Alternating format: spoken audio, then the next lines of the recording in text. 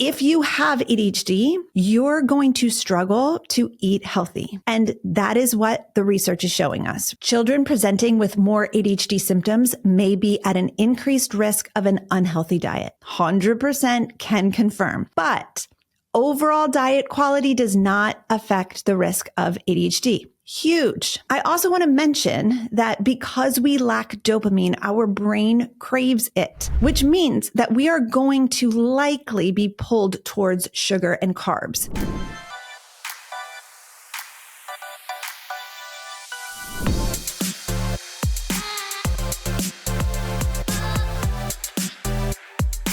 Hey, what's up? This is Kristen Carter, and you are listening to the I Have ADHD podcast. I am medicated, I am caffeinated, I am regulated, and I am ready to roll. Hi. How are you? Welcome to the show. So glad you are here with me. Thank you for pressing play on this podcast. I can picture you in your car on the way to work, or running, or doing your dishes, or folding your laundry, or just sitting maybe outside in the sunshine. And I'm just so glad that you've got me in your ears and that we get to hang out today. We're going to talk about whether diet impacts ADHD symptoms. Can you quote unquote cure your ADHD with your diet? Is it worth it? Can you manage ADHD without medication by just changing your diet? We're going to go into it today. The reason why we're talking about this today is hilarious. I posted something to Instagram that I thought was really funny, and people freaked out.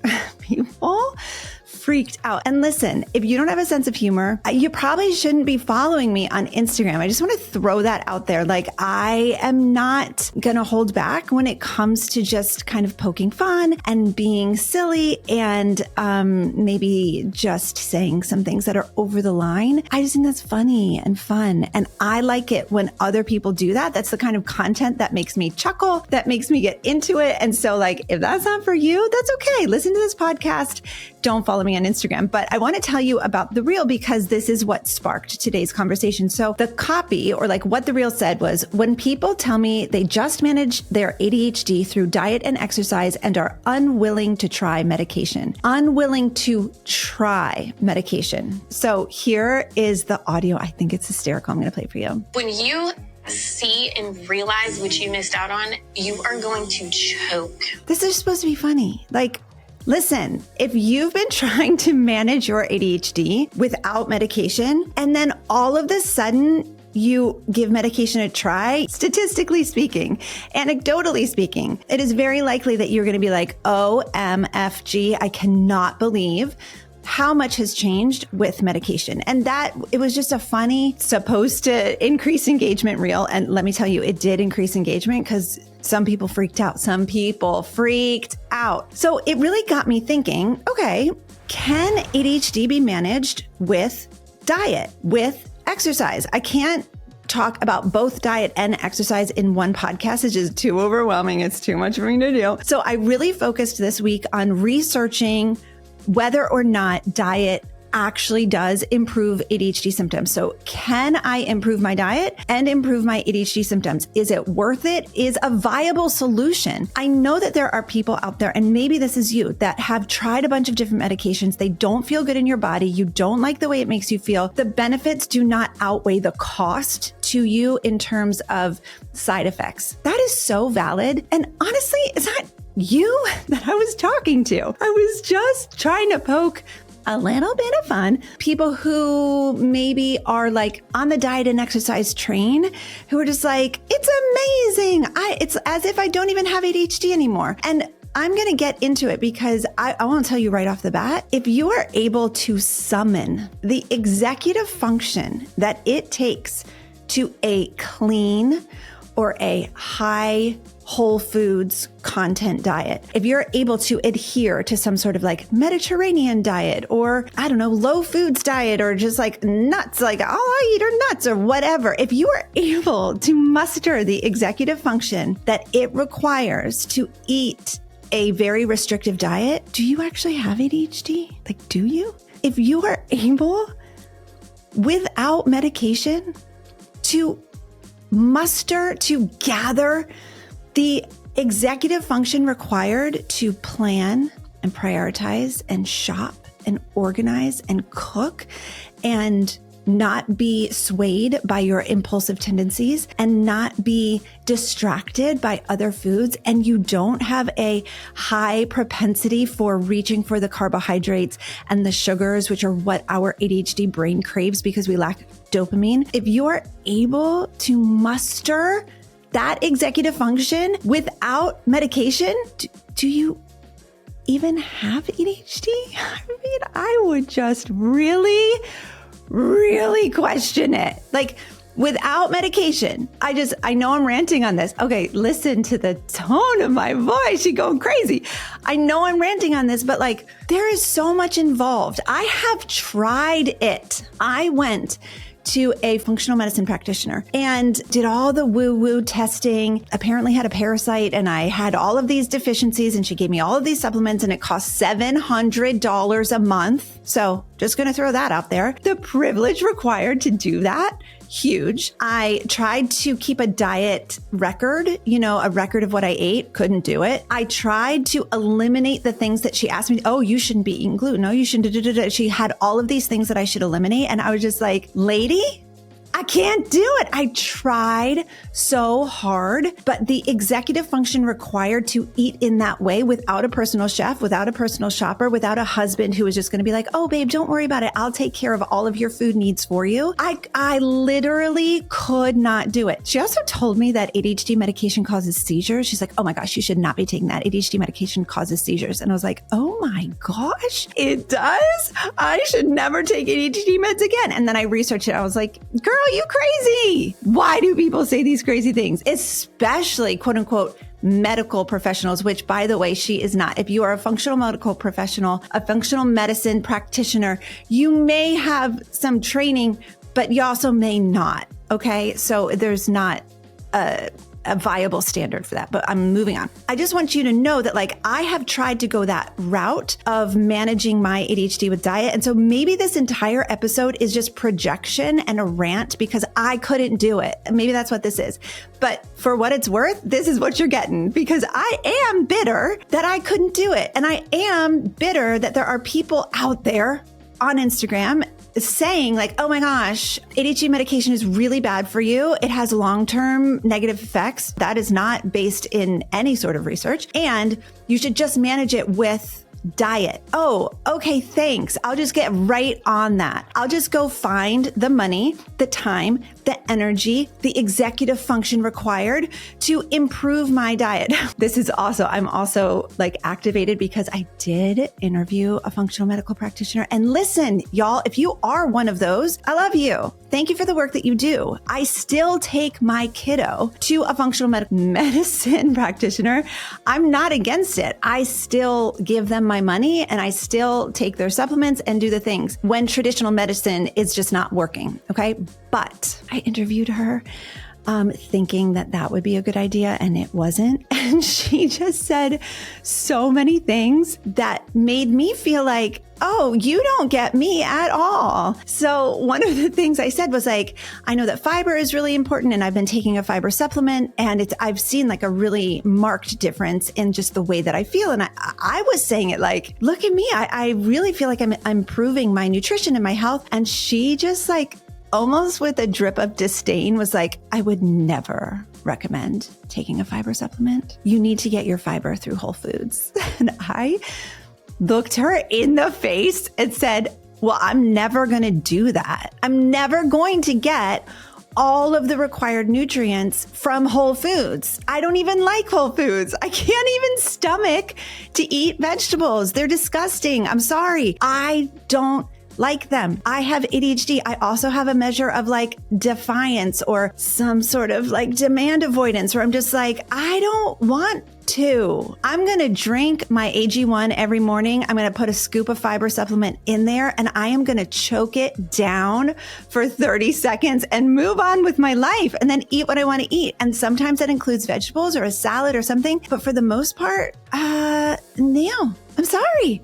I am so annoyed with people who make it sound easy. Like, oh, all you have to do is change your diet. Oh, okay. Is that all I have to do? Thanks. I never even thought about that. Like, as if there is not so much information about improved health with diet. Like, if it were easy, I would totally do it. If it came naturally to me, I would totally do it. If it didn't require massive amounts of executive function, I would totally do it. But guess what? I am an adult with ADHD. I have a neurodevelopmental disorder that impairs my ability to adult. It impairs my ability to plan, prioritize, organize, remember, self-reflect, control my emotions when it comes to not eating the thing that I want to eat. Like, all of that goes into whether or not I can sit down and eat a salad versus eat a hamburger. I'm going to choose, actually, it's going to be a cheeseburger every single time.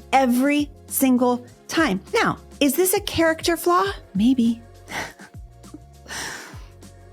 Maybe this is just a character flaw. Maybe I just need to coach myself on the fact that I just don't want to. But also, maybe, and we're going to get into the research, and a big piece of the research says that people with ADHD do not adhere to healthy diets. That is a large piece of the research that we're going to be talking about today. People with ADHD do not want to adhere to a healthy diet. There's a low compliance rate for those with ADHD. Like, yeah, no shit. I could have told you that myself. Why do we even have to study that? But I guess we need the data, okay? I sense that either you are screaming along with me or you totally hate me. And listen, if you hate me, I don't hate you back. Just so you know, I do not hate you back. You're allowed to disagree. You're allowed to do whatever works for you. Please, if you are like, hey, I've been able to manage my symptoms with XYZ, that's great. You do whatever works for you. But for those of us who have pretty severe ADHD, I can promise you that without medication,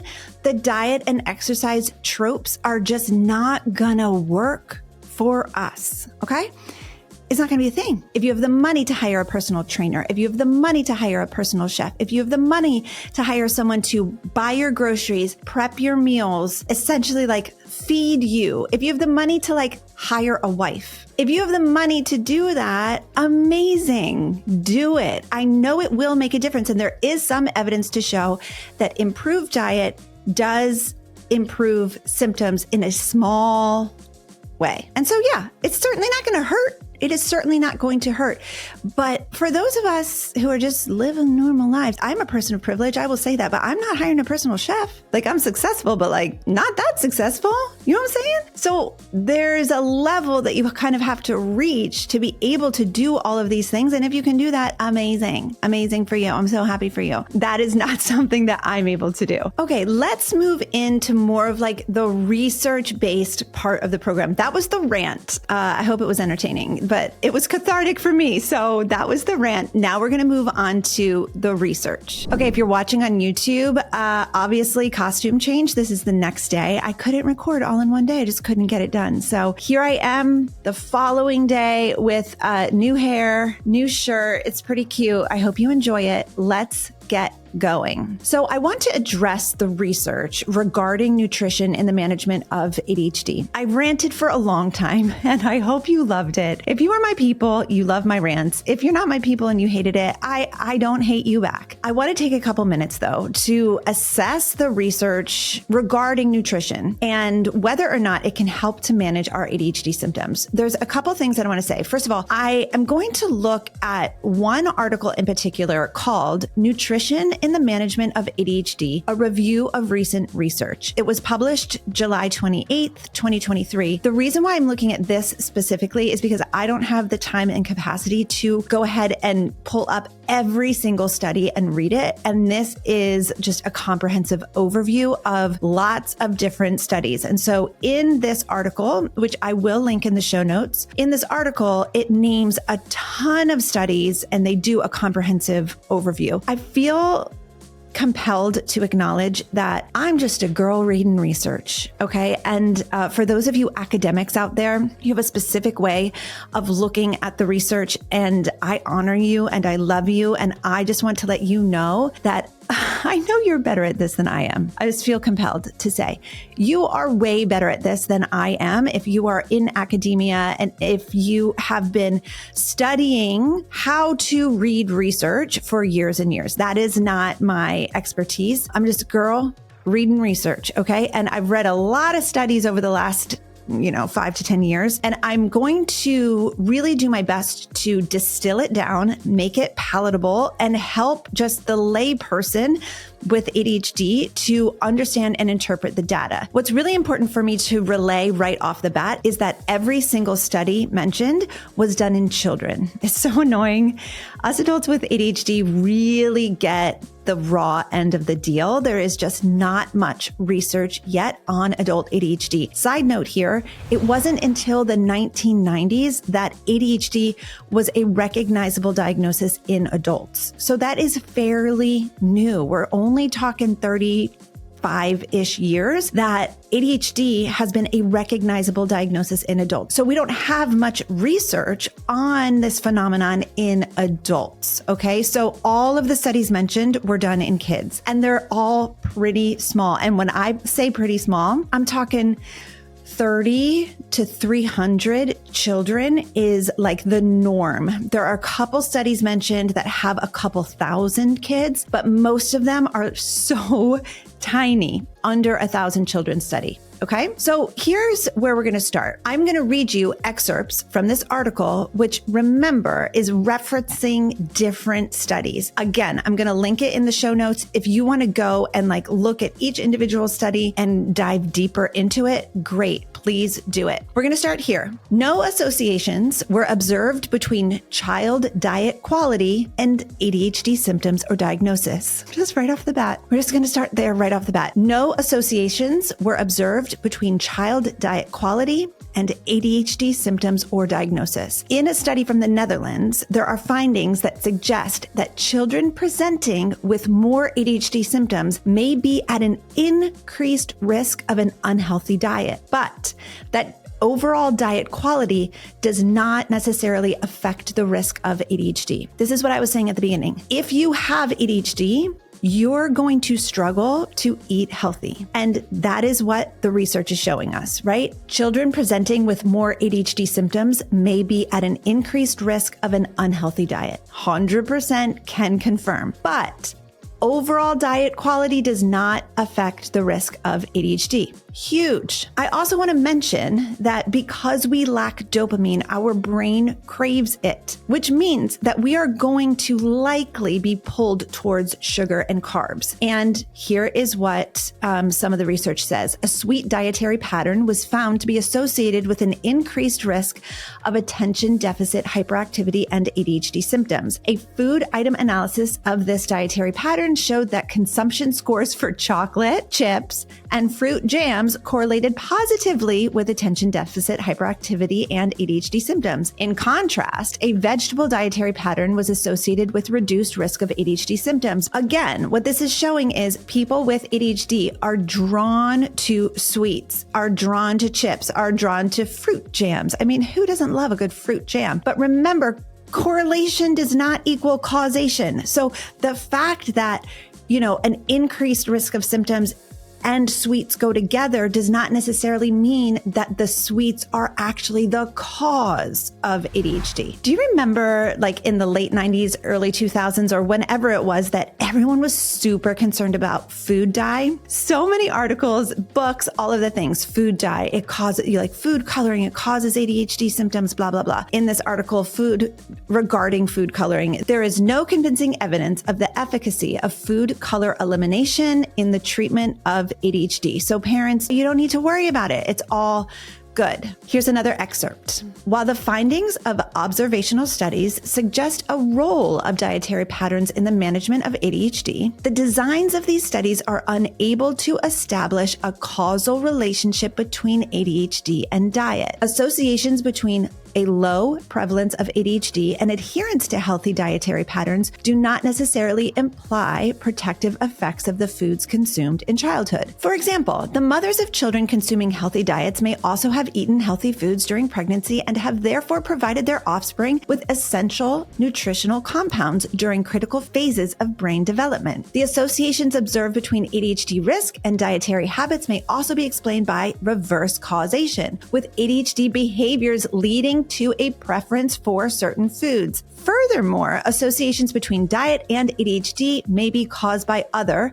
possibly causal factors, which were not assessed. For example, lifestyle factors such as physical activity may correlate with dietary habits and may be more important factors in ADHD symptomology. Children with ADHD may benefit from generally improved lifestyle choices. Oh, wow, thanks. I so appreciate you summarizing the data with this statement. Children with ADHD may benefit from generally improved lifestyle choices. Yeah, children without ADHD would also probably benefit from generally improved lifestyle choices. Wouldn't we all benefit? Whether you have a mental health condition or not, we're all going to benefit from generally improved lifestyle choices. This does not mean that it's going to treat your ADHD, that it's going to stop you from getting ADHD, or that it's going to be a replacement for medication. What I found super interesting in these studies is that when it comes to diet, possibly improving ADHD symptoms, it actually seems to be the diet of the pregnant mother that matters the most regarding the impact on the child's